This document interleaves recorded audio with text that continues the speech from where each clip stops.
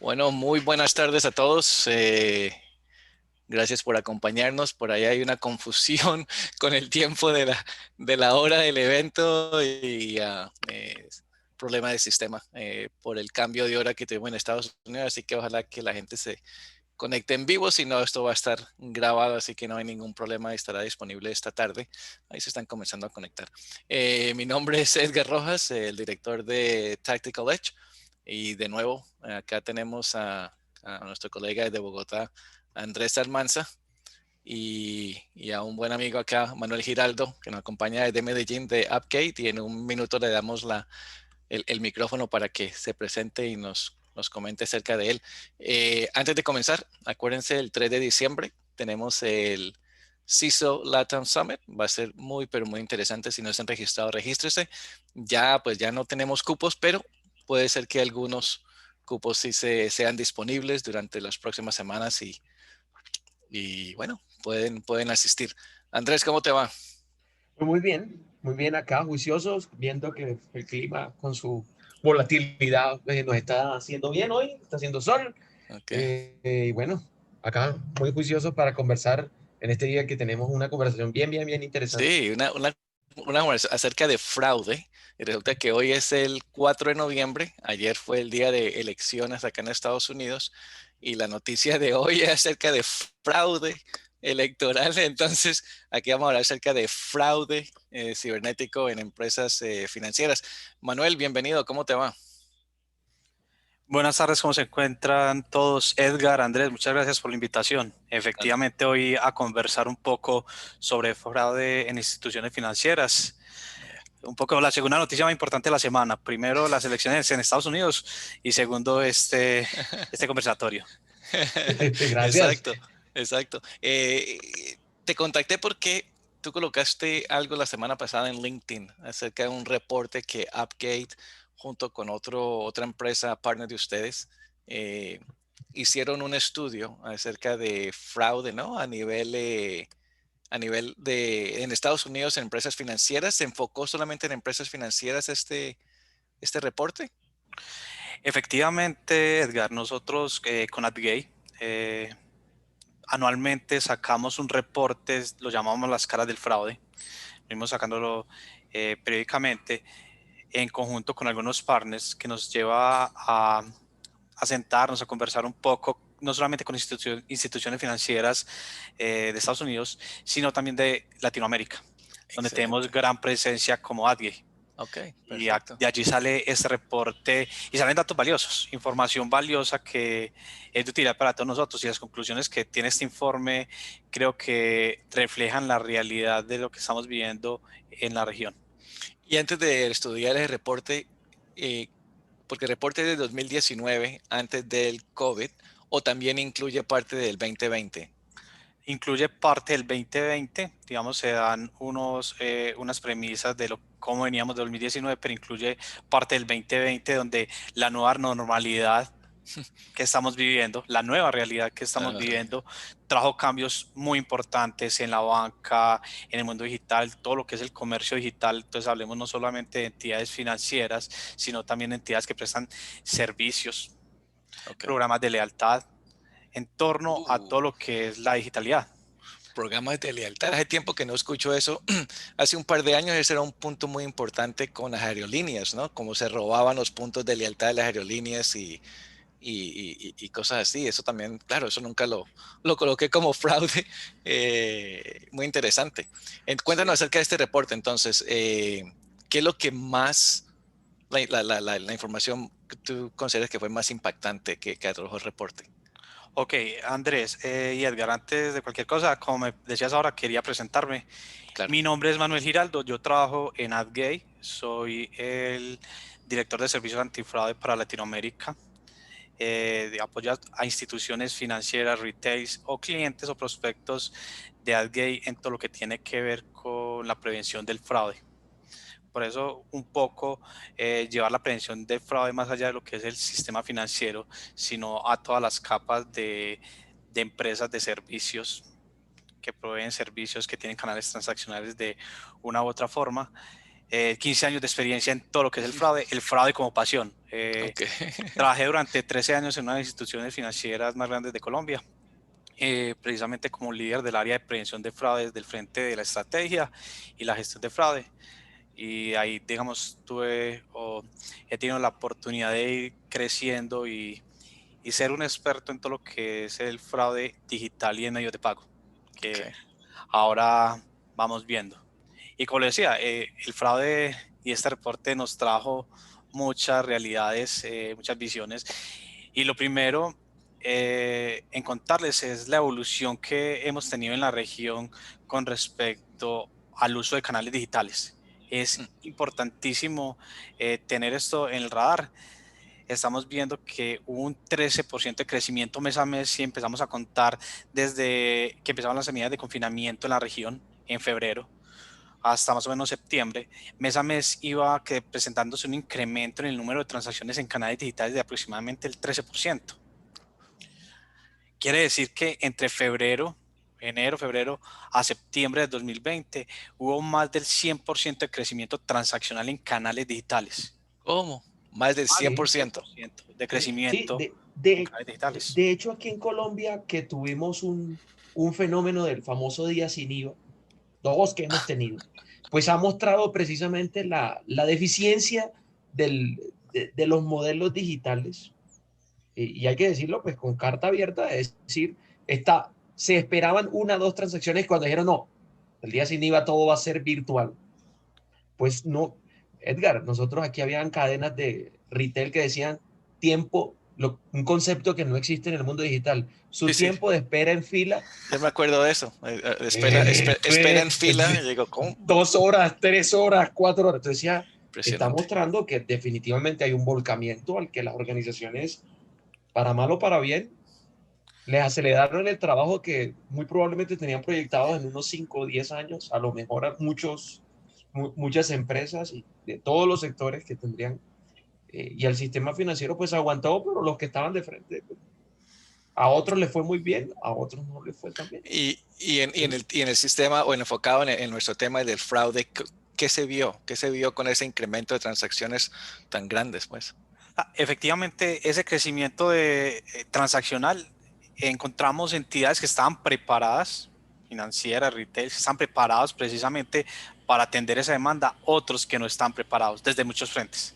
Porque el incremento de transacciones, lógicamente, incrementa la base de riesgo. Entonces, ¿qué Exacto. empezamos a ver? Un incremento también en el reporte de transacciones inusuales, transacciones anómalas.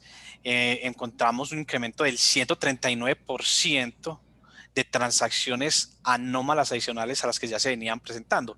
Esas transacciones anómalas las que nosotros definimos como transacciones que con un posible riesgo de fraude. Antes de seguir eso, ¿por qué no Sí, vamos, hagamos un pasito hacia atrás? Porque tú nos comentaste, Andrés y a mí, algo que no sabíamos, que desconocíamos, que es el tema de fraude y ciberseguridad en la empresa. Cuéntanos acerca de eso, porque así podemos entonces entender hacia dónde vamos con este sí, problemita. yo también pienso lo mismo, Exacto. exacto.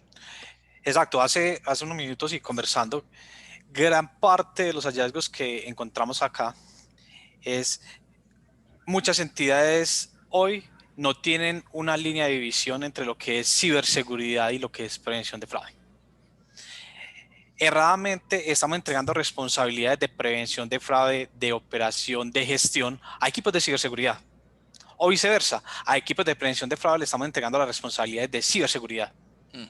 Son equipos que, si bien se complementan, deben tener unas líneas de comunicación precisas y establecidas para evitar esas líneas grises que suelen ocurrir en cualquier organización.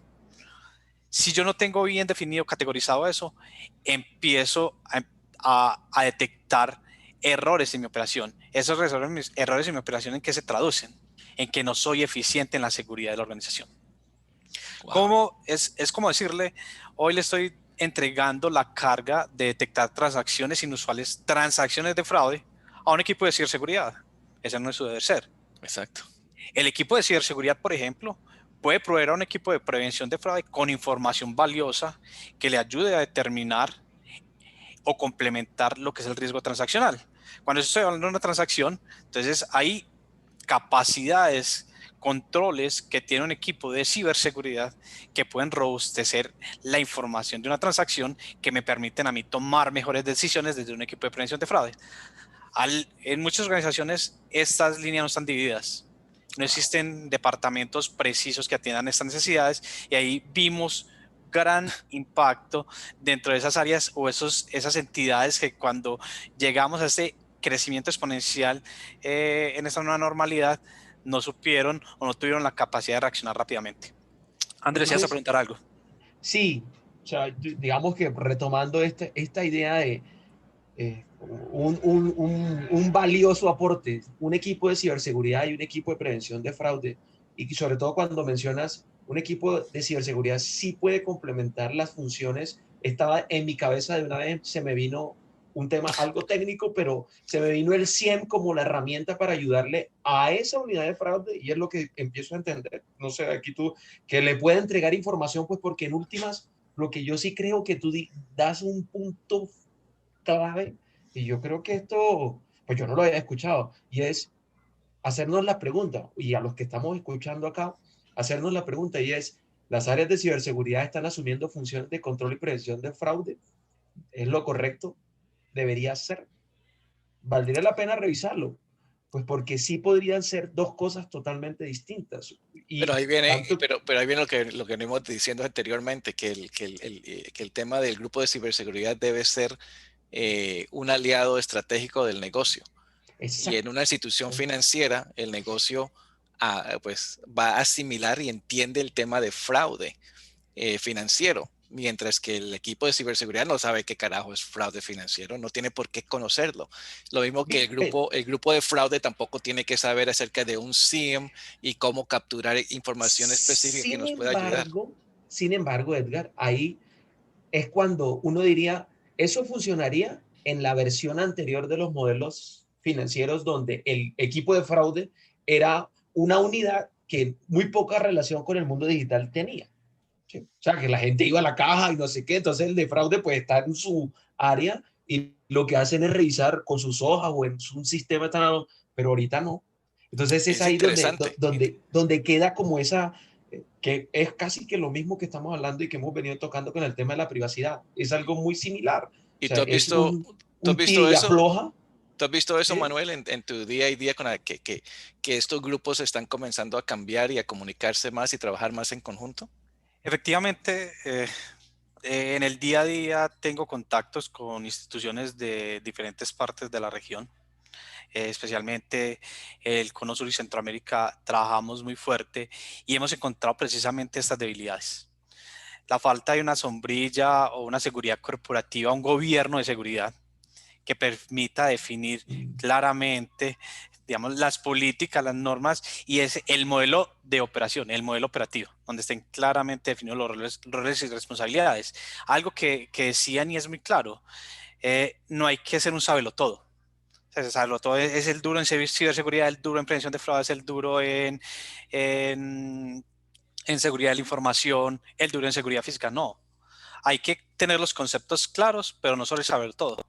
Para eso existen los roles específicos en una organización, que tiene que tener líneas de comunicación que ayuden a complementar la gestión y responsabilidad de cada uno. En la región hemos visto ese gran problema, que cada área está por sí. Entonces, si ciberseguridad sea por su lado, prevención de fraude sea por su lado. Y hemos encontrado, he ido a instituciones donde he encontrado proyectos de autenticación liderados por un equipo de ciberseguridad, sin la participación de un equipo de prevención de fraudes, un equipo del negocio o un equipo de experiencia del cliente. Y eso es Recordemos, importante, esta es porque una triada importante. el tema de Sí, prevención de fraude, inmediatamente me voy al reporte que dieron en el reporte que ustedes compartieron, que vamos a tener el enlace a ese reporte cuando subamos esto a la página, pero ahí dice acerca de prevención de fraude, pues las herramientas que están utilizando en este momento para combatir el tema de fraude. Y fraude es el robo de identidad, el robo de contraseñas y todo eso. Que cuando nosotros lo vemos así de una manera de ciberseguridad, pues es lo que nosotros entendemos, ¿no? De nuevo, proteger la identidad, two-factor authentication o multi-factor authentication. Pero no es lo mismo eso, con lo que tú estás haciendo, Manuel, con lo que tiene que ver con el fraude. Es que O sea, yo, yo, yo creo que ahí, porque lo acaba de decir ahí en unas palabras tácitas de Manuel, porque se me vino a la cabeza lo que tú acabas de decir. Cuando tú estás en un área de ciberseguridad y haces la taxonomía de incidentes, pones fraude. ¿Sí? Sin embargo, yo creo que no entiende, o hoy estamos descubriendo que no estamos entendiendo lo que significará un fraude al interior de la organización. ¿Sí? Porque ciberseguridad pone fraude electrónico, y bueno, fraude electrónico, y lo máximo podría, porque yo lo estaba pensando así, como dice Edgar, fraude, listo, que me roben la identidad, pero ahora escuchando a Manuel, me estaba preguntando, ¿si es eso realmente el fraude? ¿Que me roben la identidad? Si yo estoy a fraude financiero, ¿es realmente que me roben la identidad el problema? Yo pensaría que no. Es lo que hay por allá atrás. Que me roben la identidad no es el peor de los problemas, es lo que van a hacer cuando lleguen al pues, recurso financiero. ¿qué, qué Que ahí Exacto. es donde opinas? estará el fraude, ¿cierto? Sí. Sí. Sí, el fraude hay que entenderlo claramente. Y cuando hablamos de fraude, ¿qué es el fraude interno y qué es el fraude externo? Porque son diferentes las causas raíces.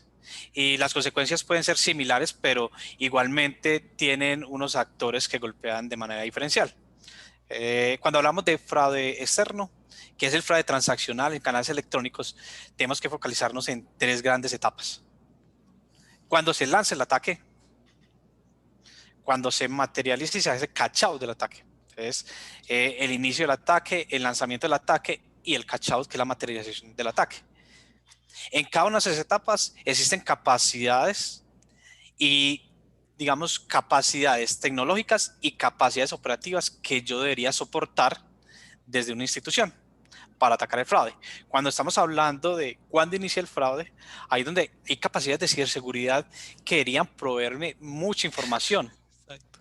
¿Cierto? Conocer qué clientes míos están siendo víctimas de ataque de phishing, qué tipos de sistema operativo utilizan esos clientes que están siendo vulnerados o los que les están descargando un malware en su equipo, que están direccionándose hacia páginas falsas, cómo estoy detectando yo las debilidades, si un equipo está comprometido o no, si un dispositivo de un cliente está comprometido yo o no, si están direccionándolo hacia páginas falsas, entender todo ese tipo de ataques y riesgos de los cuales un cliente o una entidad financiera puede ser víctima.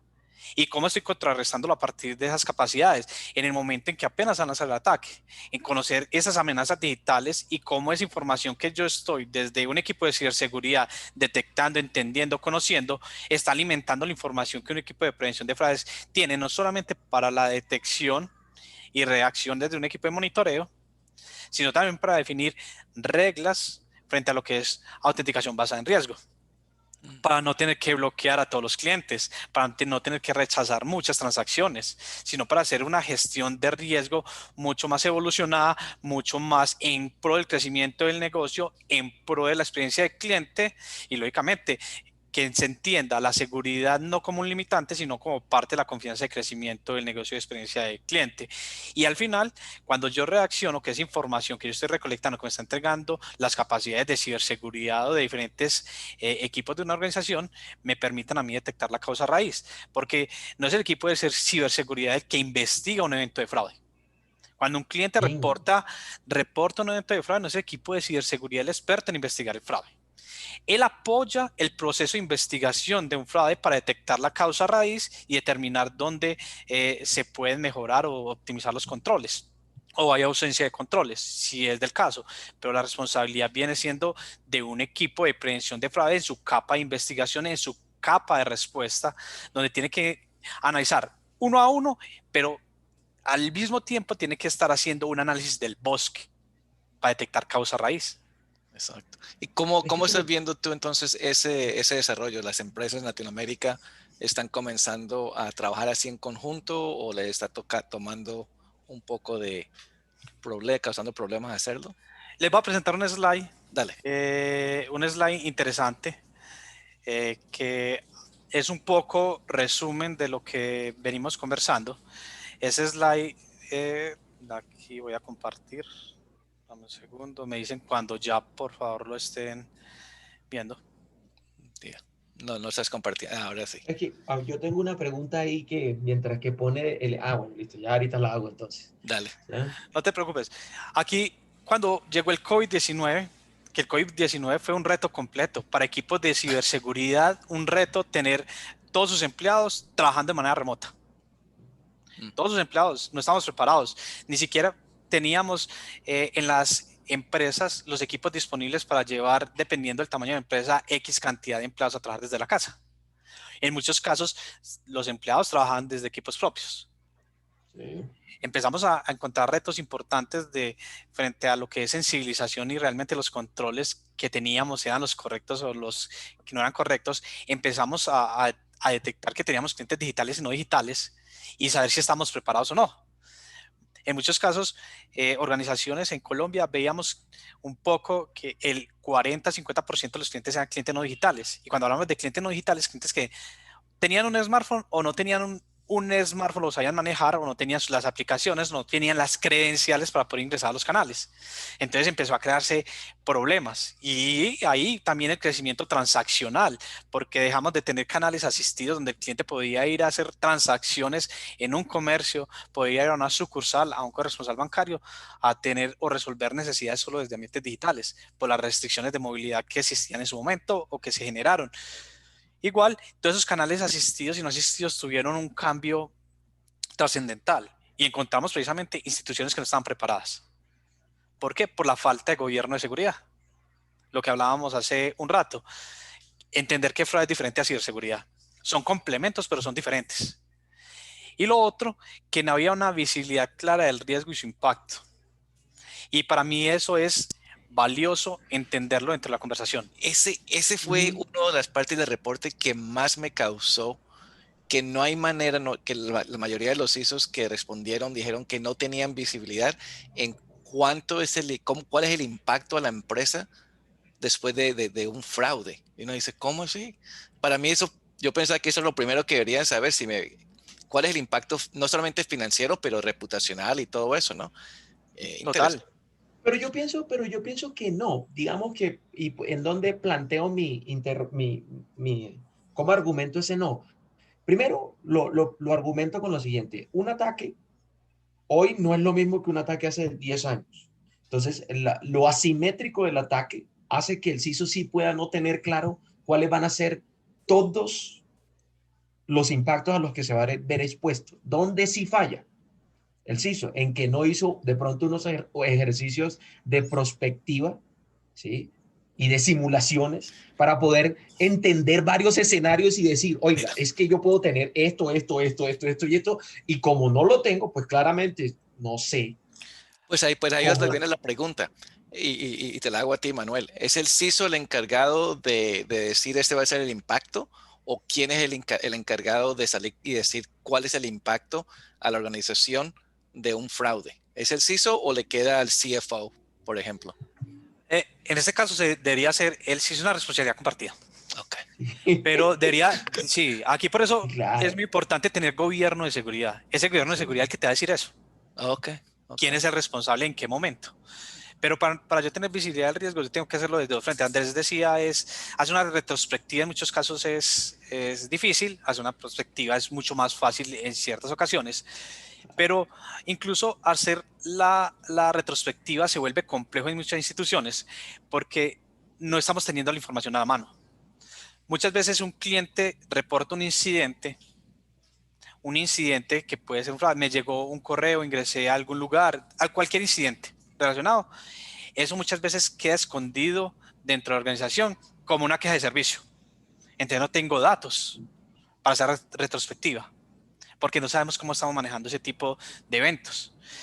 Muchas veces cuando hablamos de hacer esa retrospectiva o prospectiva, no sé cómo hacerlo porque no tengo las capacidades para entender lo que pasaba antes o lo que me puede suceder y no tengo cómo visibilizar esos ataques que me pueden llegar a ocurrir. Es un poco eso lo que mostraba el reporte. Hoy el 45% de los ISOs tienen ese dolor, no poder saber si va a ser o no víctima de un ataque porque no tiene las capacidades. Es importante.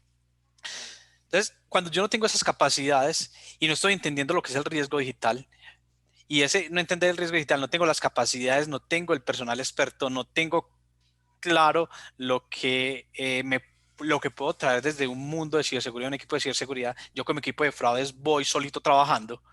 Entonces, sigo trabajando con lo mismo. Hablemos del mundo de medios de pago, la tarjeta utilizándolo en un cajero electrónico, los ataques de clonación, ya con el MB me cambian los tipos de ataques, pero no estoy conociendo los riesgos digitales. Igual, yo empecé a trabajar los riesgos digitales en 2005, cuando en su momento era el Banco de la Abejita, funcionaba, donde ahí empecé a ver en 2005 cómo se empezaron a disparar los ataques de phishing. Y hoy, eso que yo vi en 2005 a lo que es hoy es lo mismo. No ha variado, los ataques de phishing siguen siendo similares, una que otra evolución, pero muchas instituciones en la región no contemplan el ataque de phishing. No lo conocen, no saben cómo investigar, no saben cómo contenerlo, no saben cómo apoyar a sus clientes. Y entonces ahí es donde veíamos, sí. Pero yo pienso ahí, Manuel, que yo de pronto digo, es que las instituciones financieras tienen la posición cómoda de decir, es que el ataque de phishing no es mi problema. Porque eso es realmente una situación de interpretación de la persona a la que le llega el phishing. Pero eso es lo que decían anteriormente, cuando por eso robaban, es que se defienden en ese bastión. Cuando ¿sí? robaban hace tiempo, que era con las tarjetas de ATM, el cloning y todo eso, decían eso, es que el problema no es mío, yo no estoy encargado de la seguridad del usuario. De las ¿Siguen personas diciendo eso, Manuel? Sí. No, eso ha evolucionado bastante. Y la Ahora ha evolución mejorado, exacto. ha evolucionado y mucho a partir de la normatividad. No sé, Okay. en la región hay normativa. Okay. Digamos, ya en Colombia la circular 052, después 042, que ha ido evolucionando y le ha colocado nuevos aspectos, ha hecho que las instituciones financieras tengan que robustecer sus capacidades y no descargar la responsabilidad a los usuarios. Y entonces, con eso, ¿por qué lo que dijiste acerca del phishing? Que no están enterados, si todo el mundo está enterado y me imagino que la mayoría de los ataques de phishing van a instituciones financieras, ¿cómo pueden decir que? Es sencillo, digamos, hoy en día el ataque de phishing sigue siendo el mismo, pero muchas instituciones no están preparadas. No están preparadas ¿en qué sentido? El primordial es educar a los clientes. No saben cómo llegar a los clientes, no están sabiendo. Lo digo la mayoría porque hay instituciones que sí son muy maduras al respecto, hay otras que no tanto. En cómo llegar a los clientes. Yo cómo le explico a un cliente no digital que es un phishing. Ese cliente no digital que durante la pandemia que tuvo que utilizar canales digitales. En alguna, exacto. Tanto en alguna digital como no. Exacto, sí. En alguna sesión que tuvimos con unos clientes hace cerca de 5 años, le preguntamos a un cliente en su momento si sabía que era el phishing y él respondía coloquialmente, pues a mí sí me escriben todos los días de que el phishing es esto, el phishing es lo otro, pues yo no sé qué es el phishing. Lo llenamos de información, pero el cliente no está entendiendo qué es el phishing. Entonces estábamos informando, más no educando. Entonces, uno de los aspectos importantes a tener en cuenta. Interesante. Educar, ¿cómo le dice? Enseñando, pero no educar. Estamos informando pero no educando. Que es diferente. Exactamente. Me gustó. Son dos cosas totalmente diferentes. Y no eso es igual. Exacto. Y eso la circular en Colombia, la que regula todo el tema de seguridad en canales digitales, lo dice. Hay que educar a los clientes, no informar, hay que educar.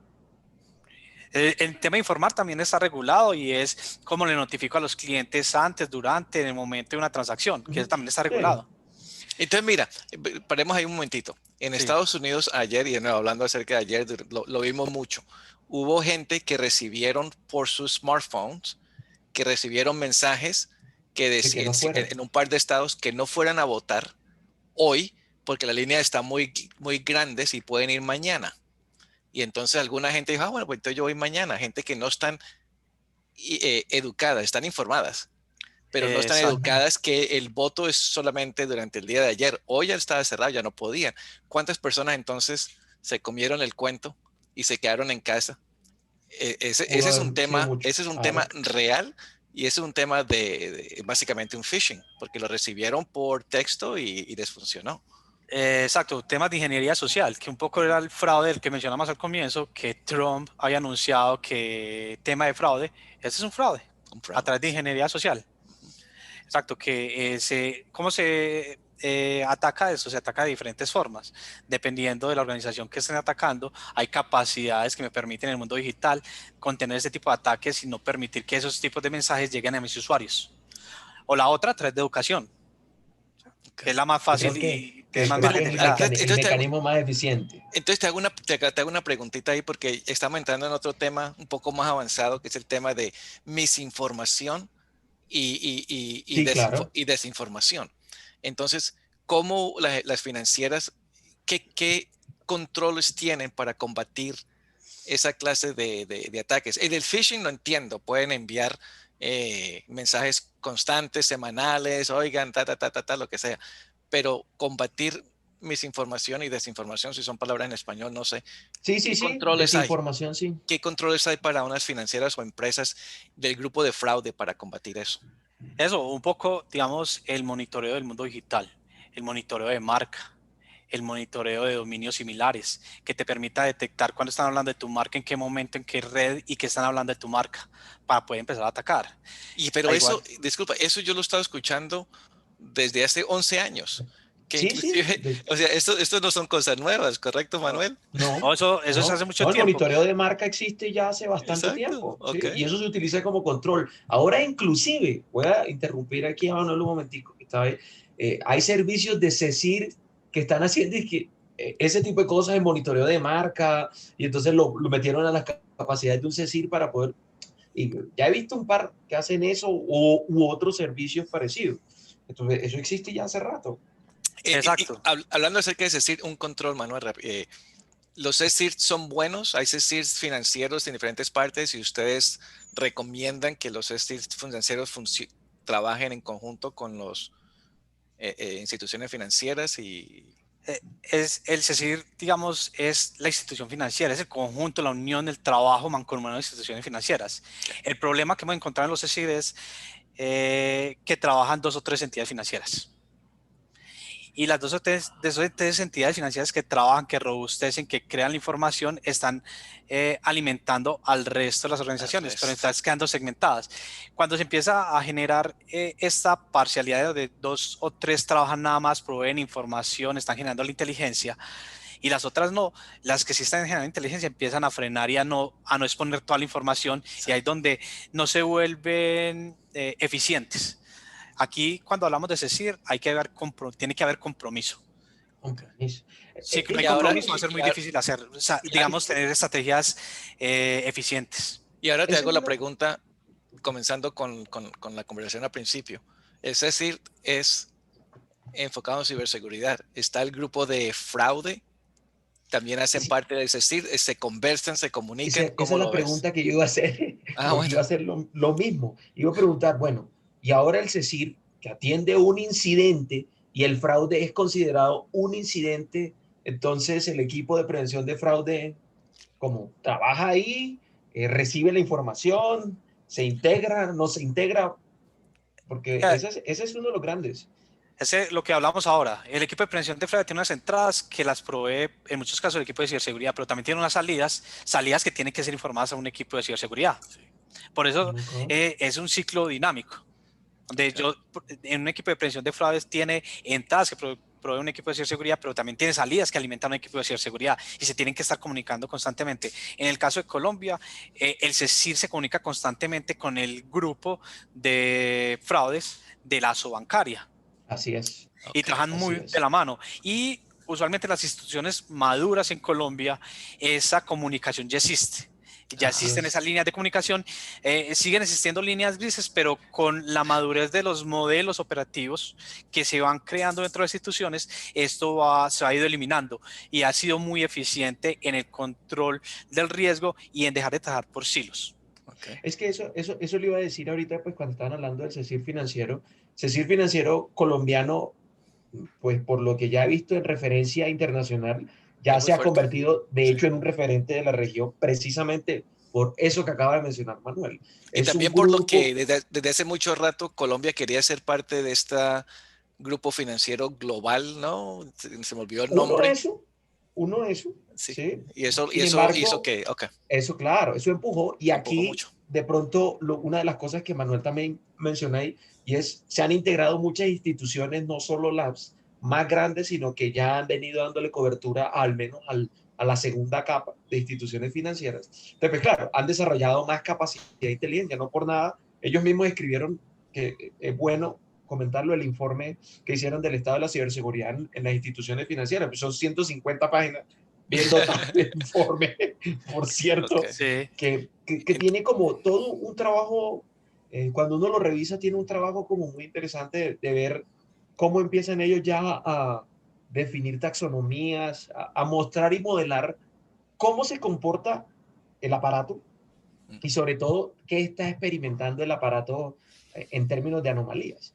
Ok, Yo digo el aparato es perfecto. pues como todo el ecosistema financiero y el contexto digital. Entonces, eso que menciona definitivamente Manuel es muy cierto. O sea, este CCIR pues ha venido trabajando muy duro y se ha convertido como en un instrumento, al menos que conecta los puntos y que intenta que ese es uno de los grandes desafíos del sector financiero, que una anomalía no la conozcan dos entidades financieras y van a El, te- sufrir de lo mismo, el tema de no compartan comunicación, la claro, es información. importante. Entonces hablemos acerca, Manuel, ya sabemos todos los problemas que tenemos. ¿Cómo lo has visto tú? ¿Cómo Appgate lo ha visto que funcione o qué sugerencias tienes? Ok, antes un par de Dale, cosas adicionales que encontramos y es ok. muchas de las soluciones para detectar transacciones inusuales hoy en instituciones que no estaban preparadas encontramos que todavía existe a pesar de que es obsoleto hace más de 10 años, monitoreo en batch. ¿Qué quiere decir? Hay instituciones que Ujú. hoy están revisando las transacciones de sus clientes del día de ayer y cuando Sí, detectan que hay una transacción inusual, pues, como decimos coloquialmente, está recogiendo el muerto. Ya su cliente tuvo el impacto, ya no hay nada que hacer. Ya el impacto y la Wow, pérdida económica se generó, el impacto reputacional, todo lo que genera las consecuencias de un fraude, ok. todo. Estamos encontrando esquemas y flujos de autenticación obsoletos. Todavía estamos viendo autenticación de doble factor, incluso en ambos con factores estáticos. Estamos viendo en la región todavía utilizan pregunta reto para autenticar a los clientes. Pregunta reto que fácilmente con ingeniería social se pueden robar. Puedo ir incluso a Facebook y encontrar muchos datos que se pueden responder de manera fácil. Mm, Y haciendo síntesis, claro. exacto, o la más fácil, los flujos de autenticación. Los flujos de autenticación, yo puedo tener esquemas, pero flujos, yo puedo ser el banco con full capacidades de autenticación, poder tener push, poder tener soft token, un montón de esquemas de autenticación, pero no tiene flujos bien diseñados. ¿Qué quiere decir? Posiblemente el cliente esté enrolado en biometría facial, dactilar para hacer transacciones, pero existe un flujo a través del canal telefónico que yo a través de unas preguntas reto digo, no, quiero eliminar eso y quiero continuar con una clave. Eso existe y lo hemos encontrado. Entonces, esas debilidades las hemos encontrado de manera muy fuerte, al igual que el trabajo por silos. El negocio está definiendo unas estrategias, experiencia de cliente otra, seguridad de otros, cada uno, que al final me están definiendo un gasto adicional, una estrategia no unificada porque cada uno, el negocio me dice, el de canales digitales, yo quiero autenticar mis clientes, los quiero autenticar con X herramienta, con X proveedor, pero el de, digamos, de la aplicación móvil, el del marketplace, quiere hacerlo de otra manera. Entonces le estamos entregando diferentes experiencias al cliente. Mm, Cliente está yendo de maneras diferentes y la seguridad no está participando muchas veces en esto, porque yeah. seguramente el equipo de ciberseguridad, de prevención de fraudes, está viendo otros riesgos, está viendo otra causa raíz y otros aspectos que se deben tener en cuenta. Es O lo el más relevante famoso, que... Sí, disculpa, o el famoso no queremos traer a ciberseguridad porque van a complicar la vaina. exacto. pero Y ahí es donde nosotros desde un equipo de seguridad, cuando hablo de seguridad es transversal, incluyo fraude, ciberseguridad, seguridad de la información, todos ellos, nosotros tenemos que volvernos en líderes influenciadores en la organización, Excelente. ujú, no solamente a nivel de empleados y áreas responsables de lo que es generar confianza, que es la seguridad, sino también a nivel directivo. Eso es sí, importante dentro de la organización, que ese es un paso que vamos al siguiente a las instituciones preparadas. Hay instituciones que cuando llegó el COVID estaban preparadas porque ya habían avanzado en eso.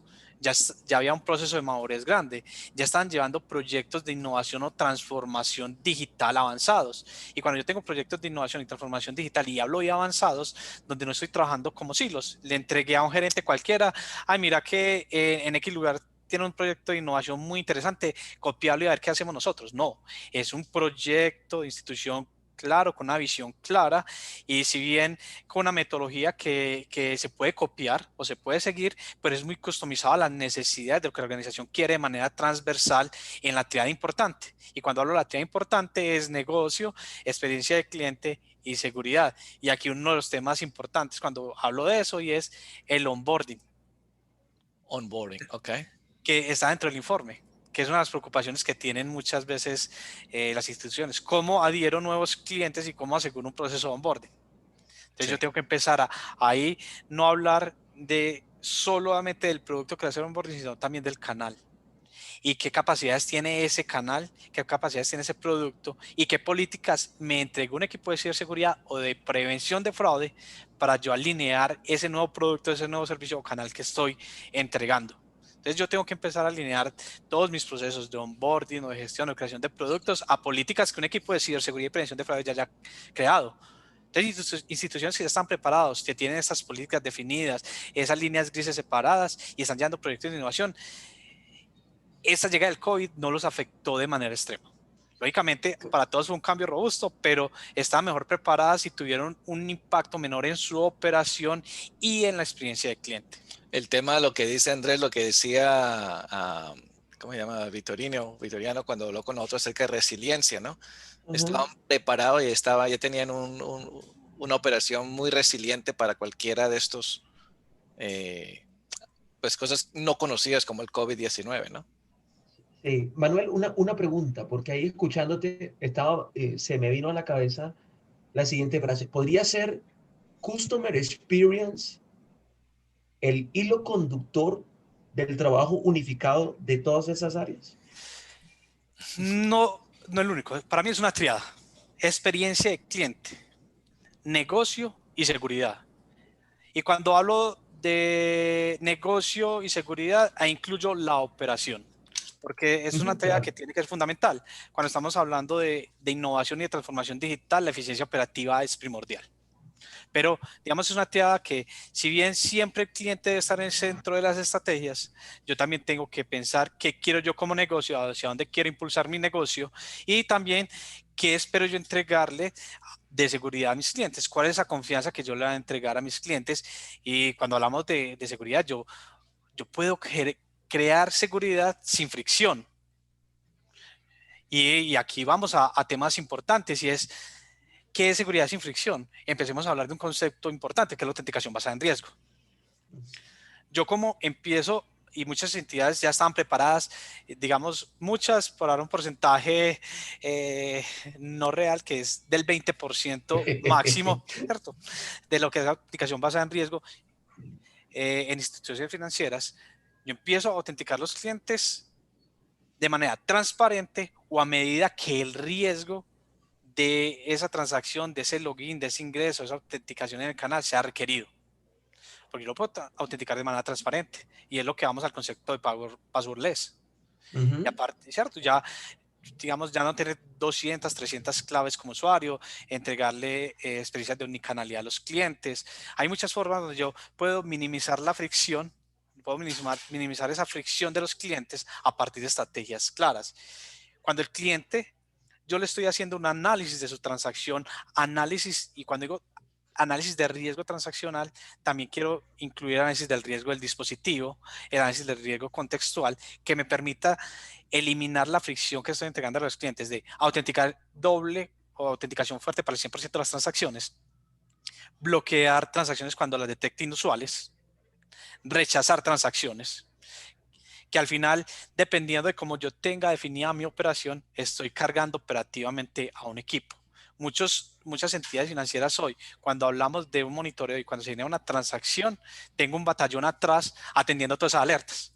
Entonces, ahí donde si yo no soy eficiente en lo que es una estrategia de autenticación basada en riesgo, estoy llevando a mi equipo de prevención o operación de fraude a una carga operativa inmensa que no va a ser capaz de soportar y en algún momento va a tambalear. Y empiezo a definir esquemas de autenticación idóneos a lo que son mis clientes. No tratar de meter mis clientes por un mismo embudo. Yo no puedo decir que a todos mis clientes les voy a ofrecer autenticación push, porque no todos mis clientes tienen smartphone. Exacto. O no todos mis clientes van a querer bajar la aplicación por X o Y motivo, peso, tamaño, no le interesa, el riesgo para él no es. Entonces yo no puedo decir que todos mis clientes van a autenticarse con push. Yo tengo que tener la variedad de esquemas de autenticación que le puedo ofrecer a mis clientes de acuerdo al tipo de clientes y de acuerdo al tipo de canal.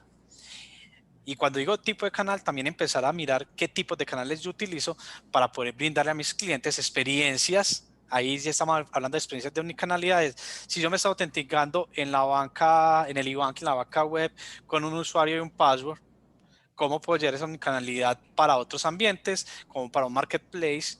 Si puedo hacerlo de la misma manera, si yo estoy autenticando de manera fuerte con un push el e-banking, ¿por qué no puedo autenticar push, digamos, un marketplace? Incluso porque no llevo push para autenticar transacciones de riesgo en ambiente presente, donde utilizo capacidades digitales, no solamente en el mundo digital, sino también en el mundo físico. Entonces yo te empiezo a engranar todo eso y encontramos instituciones preparadas en este sentido donde el impacto fue poco. Disculpa, Manuel, pero Sí, entonces estoy viendo esto, diferentes opciones de autenticación, ¿correcto? exacto. Entonces son diferentes puntos de monitoreo que el equipo de ciberseguridad entonces tiene que estar primero Considerando. enterado de todas estas opciones que existen, hacer un preestudio para saber qué es lo normal, porque el tema de monitoreo es exactamente eso, qué es normal Ujú. y está sucediendo esto, entonces ya eso es algo que es raro y con esto es lo que vamos a, entonces a despertar la alarma. Ahí estamos hablando de un trabajo en conjunto impresionante entre Sí. diferentes grupos. Exacto. Aquí hablamos de un monitoreo de un equipo de ciberseguridad, que es lo que va al 100, y de lo que me puede detectar como un ataque, como, digamos, donde puede detectar un ataque de numeración, alguna falla en el canal, un ataque de robot, algún tipo de ese ataque, o precisamente la, la definición o el inicio de un ataque de fraude, transacciones de fraude. Cuando yo hablo de un inicio de ataque de fraude, el fraude puede iniciar en un canal y terminar en otro. Inicia en un canal Sí. donde, en un canal como el IBR, un canal call center, yo puedo cambiar una clave y me voy al canal del e-banking donde lo materializo. Ok. Yo tengo que empezar a tener un monitoreo que sea un monitoreo integral que me coja todas esas fuentes de información, todas esas capas y tener la capacidad de detectar y reaccionar a tiempo. Eso es muy importante y entender que cuando yo hago un monitoreo, no me puedo, debería centralizar solamente en monitoreo de fraude, no me debería centralizar solamente en transacciones monetarias, sino también confabular y traer transacciones no monetarias que me van a llevar a detectar el fraude antes de que haya una pérdida económica. Si yo Exacto. detecto un cambio de clave, yo detecto una consulta de saldo desde un dispositivo, desde un punto de origen que no es usual para mi cliente, yo puedo generar una alerta, detener la transacción, notificarla o definir una acción antes de que se realice la transacción monetaria y el impacto es menor.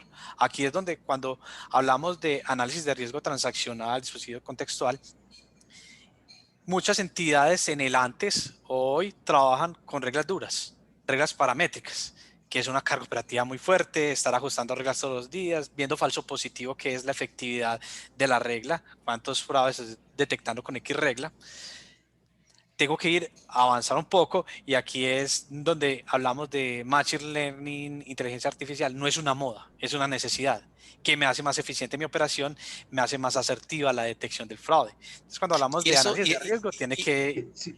llevar eso. y eso es lo que me causó, y ahora ya entiendo la razón, porque en el reporte de Appgate Sí. dicen que para el próximo año, digamos 2020, 2021, la mayoría de la inversión se está dando en AI y Machine Learning. Ujú. Y yo digo, ¿cómo y por qué? Ahora ya lo entiendo. Exacto.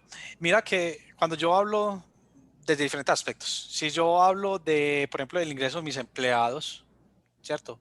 Desde ubicaciones remotas, muy interesante tener la capacidad de hacer un análisis de riesgo, ¿cierto? Basado en Machine Learning, inteligencia artificial, para determinar cómo lo debo retar o no debo retar, permitir el acceso o no el acceso de cierto empleado, de cierto usuario a la organización, al igual que en mis clientes. Poder a partir de capacidades analíticas tomar decisiones minimizando la fricción de los clientes. No hacerlo al 100% de los clientes, a un grupo de clientes a partir de una regla paramétrica, sino a partir de datos. Lo debe ser muy interesante, efectiva en la toma de decisiones. el machine learning entonces se educa a lo que es normal. Manuel siempre entra desde Medellín o desde Bogotá o a diferentes datas y el machine learning ya sabe qué es lo normal. Cuando de pronto, y luego toda la información AI la está analizando constantemente, lo que es normal, cuando ve que Manuel se conectó desde China o desde un país europeo y dice, pero es que Manuel nunca sale de Centroamérica, entonces ahí inmediatamente AI envía, ok, Sí, pero yo ahí lo puedo interesante. modelar, qué pena, yo le respondo aquí, qué pena Edgar algo. sí, sí, Yo sí, lo puedo dale, dale, modelar dale. desde dos puntos. Yo lo puedo modelar desde lo que es normal y detectar lo anómalo de esa normalidad de Manuel, o lo puedo determinar también de lo que es la anormalidad. Es poder entender y generar un aprendizaje de lo que es anormal y lo que está saliendo de los parámetros también para poder determinar retar o no a un cliente o Interesante. usuario. Sí, porque ahí, cuando estaban hablando, cuando estaban hablando de eso, te decía, entonces eso quiere decir que le va a ser más fácil el trabajo al área de prevención de fraude. Pues porque de últimas, el área de prevención de fraude está como en su día a día es, oiga, no, Andrés compró, ¿cómo Andrés hace un mercado si él utiliza la tarjeta en tal y resulta que la utilizó en tal y los analistas de prevención de fraude están y son los que llaman y después te dicen, oiga, señor, es que vemos que usted, que a veces llaman hasta confirmar, por lo menos aquí en Colombia, no sé si en Sí, Estados Unidos, pero aquí en Sí, sí, Colombia sí. llaman a confirmar, oiga, usted acaba de hacer una transacción en tal parte, la hizo inclusive ahora virtual, ¿no? Sí. exacto. Inclusive ahora virtual le preguntan a uno, acabamos de detectar que usted hizo una compra virtual por tanto, ¿ese es suya? Que Eh, supongo que exacto. utilizar IA es para reducir esa carga y entonces los analistas de prevención de fraude, ¿cuál podría ser Ah, ese como futuro hacia el que se tendrían que mover? ok. Porque ese Sí, recurso claro. tiene que evolucionar también. Claro, claro. Entonces, Total, esos recursos tienen que evolucionar. Entonces, cuando hablamos de precisamente esos agentes de gestión o prevención de fraude que se encargan de analizar las alertas, lo que estamos llevando es a que el número de alertas que tengan que gestionar sea menos y sean más efectivas que las que estemos detectando realmente sean fraudes, pero evitar también que haya mucha operación por parte de esos agentes. Entonces ahí es donde viene, para mí lo que sea riesgoso, yo no voy a llamar al cliente porque comunicarme con un cliente, la tasa de comunicación es digamos, inferior al 40%.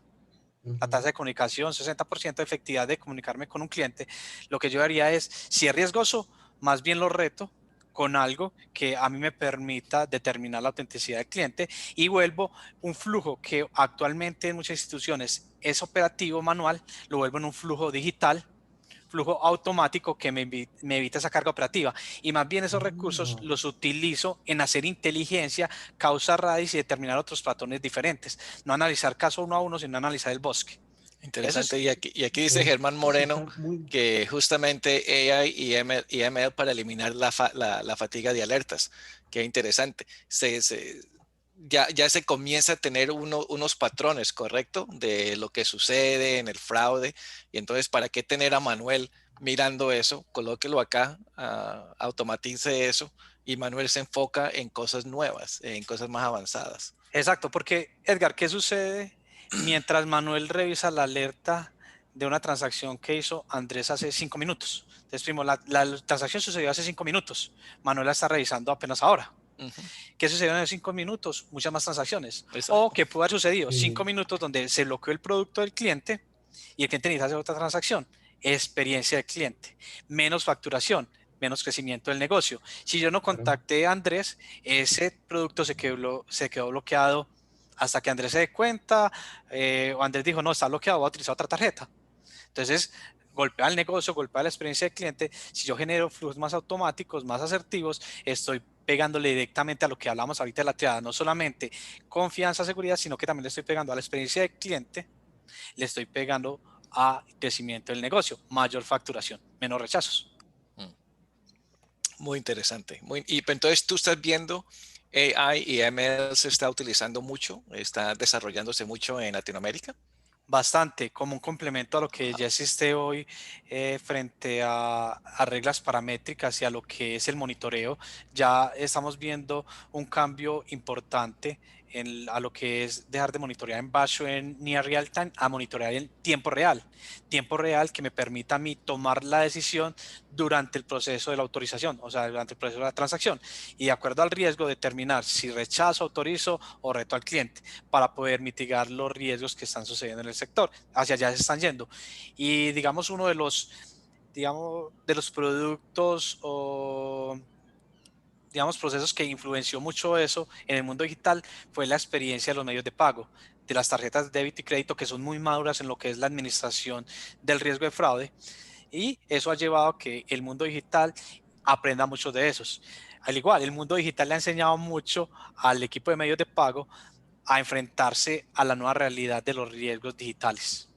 Muy importante, porque medios de pago, cuando hablamos de medios de pago hoy, el fraude hace 5 años en medios de pago estaba centralizado en lo que era la clonación, ¿cierto? Ambiente físico. Hoy el 80% del fraude con tarjetas es en el mundo digital. Sí. Mundo digital completamente. Entonces la ola se cambió.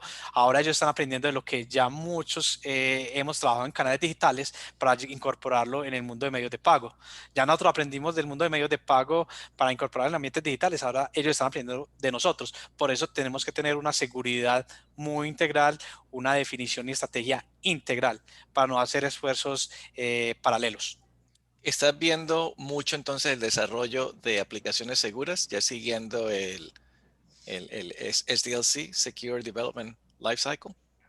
Total, digamos, y más que ver digamos, la necesidad de incorporar este tipo de estándares, incorporar este tipo de metodologías, eh, pues no creo que sea simplemente por trabajarlas, desarrollarlas. Es una necesidad, es inherente. Eso debería ser una política y eso debería ser parte del gobierno de seguridad de la información, ciberseguridad de una entidad. O sea, ya deberían existir en este momento las políticas o estándares que le entreguen no solamente a los desarrollos dentro de la organización, sino a los terceros que trabajan conmigo, esas políticas, esos mínimos requerimientos mínimos que debe cumplir en cuanto a seguridad. Eso debería ser algo no negociable. ¿Quién está más avanzado en este asunto? Los financieros, lo que le llamamos brick and mortar, pues, físicos, los que vienen de hace tiempo, los que tienen es todo ¿cómo edificios, o los modernos, los que son fintech, que son solamente digitales. ¿Cuáles están más avanzados en estas soluciones? Los fintechs, lógicamente, ellos Sí. nacieron en el mundo digital, ellos ya vienen y crearon toda su metodología, todos sus procesos, todo su gobierno de acuerdo a estándares de seguridad claros, propios y efectivos. Lo que está sucediendo con digamos, la banca tradicional. Tradicional. Exacto. Cuando hablamos de la banca tradicional, la madurez que han implementado, hay diferentes grados de madurez en la banca. Hay unos muy maduros, otros no tan maduros.